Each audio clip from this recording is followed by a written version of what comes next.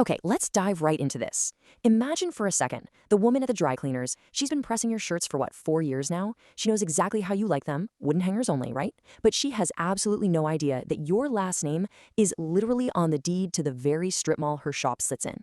I mean, that is the essence of extreme stealth wealth. We're talking about a life where everyday people around you, like your haircut guy or Gloria the waitress who pours your coffee every single Wednesday, sincerely think you work in, like, insurance. And you just let them think that. Because honestly, being underestimated, that's the ultimate luxury. So today, we are unpacking the architecture of a life deliberately designed to be completely invisible. On the surface, the illusion is just perfectly unglamorous.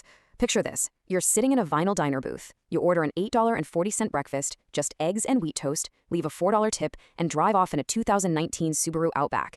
Oh, and it's got 71,000 miles and a noticeable dent in the passenger door. And here's the kicker. You intentionally never fix that dent because it makes you so easy to underestimate. But the reality? Well, while you're eating those eggs, you're actually looking out the window, across the street, at a 19-unit apartment building you've owned for 8 years. You're just casually processing the fact you paid an $11,400 boiler replacement, completely out of pocket that morning. Behind that Subaru and the diner coffee is this quiet, massive empire of 23 incredibly boring businesses, and the total net worth? $650 million. But you know, this empire didn't start with some flashy tech startup or a viral app. No.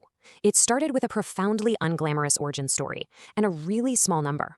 11 years ago, at 28 years old, you had exactly $7,200 in a savings account. That's it. So you go to a storage auction down in Charlotte, North Carolina, and you end up buying Unit 114 for just $420. Inside, mixed in with, broken bicycles and old mattresses, you find this filing cabinet with a busted lock. You force it open, and inside are the meticulous, abandoned records of a cleaning company. It had run successfully for 9 years before the owner just walked away. So you're sitting there on the concrete floor, realizing the infrastructure and the need are still totally there. And you decide to just step right into the gap. That filing cabinet, that literally became the blueprint. You built the infrastructure of this boring engine from scratch. You started by pitching Terry. She was an office manager at a pediatric dental clinic, and you undercut her current vendor by 12%. Boom. Within 18 months, that cleaning company scaled to 8 recurring commercial clients, clearing $4,200 a month in pure profit. And what do you do with that quiet cash? You buy a $138,000 duplex entirely in cash. From there, you pick up a laundromat that just needed a little TLC and a small fleet of ATMs run by this incredibly reliable guy named Antoine, who you're paying $22 an hour. Brick by brick, asset by asset, it compounded into 23 businesses, all of them running quietly in the background without anyone you knew being any the wiser. I think this mindset is perfectly summed up by Helen. She's this highly practical former accountant, and when she first looked at your portfolio, she literally said it was the most deliberately uninteresting portfolio she had ever seen. And that's the point. You actively seek out the power of anti-glamour. You're hunting for assets that absolutely no one talks about at fancy dinner parties. For example, actually pulling over your Subaru to research a hand-lettered car wash owned by a 74-year-old guy named Earl. Why? Simply because it sits on a service road catching 18,000 vehicles a day. It is perfectly boring, fundamentally unglamorous, and just incredibly cash-flowing. Section 1. The Architecture of Anonymity. Constructing the Paper Fortress. So this whole paper architecture, it all began at the closing table for that first $164,000 duplex. The title guy, an older gentleman named Reyes, asked if he wanted the deed in your own name or an LLC. He basically explained, look, if a tenant slips on an icy step and wants to sue, they're going to sue you personally if your name is on that paper. So for a tiny $89 state filing fee, you chose the LLC.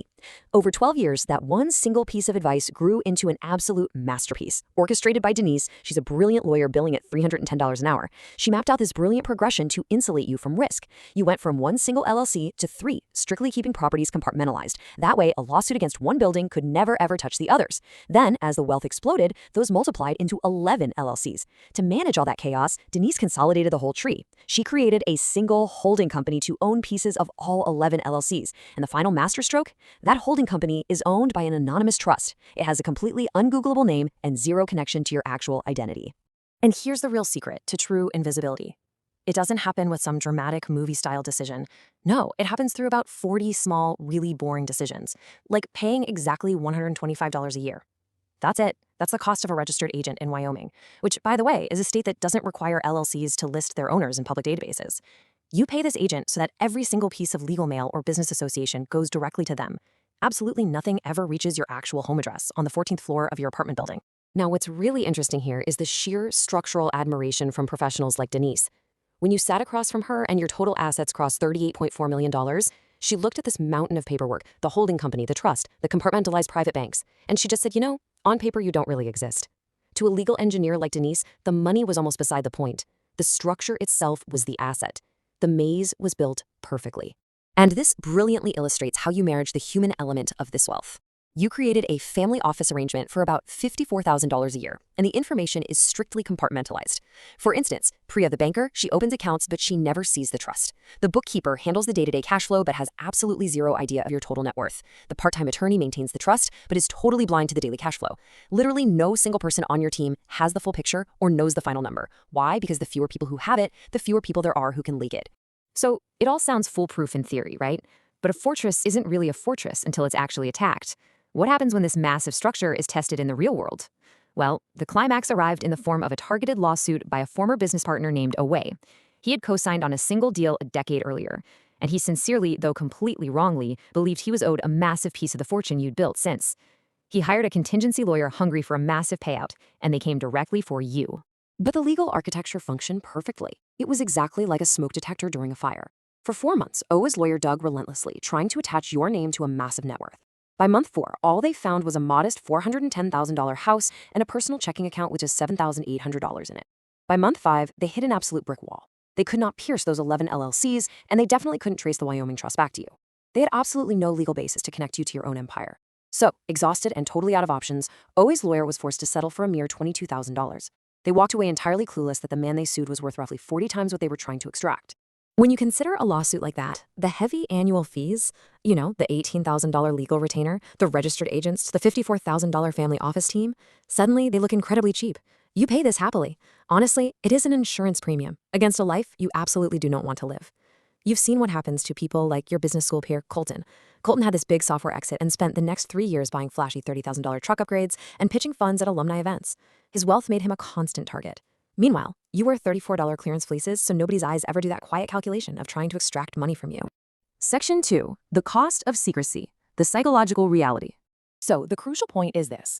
While the financial benefits are immense, the psychological cost, it's profound. There is a deep, persistent loneliness in this level of stealth wealth.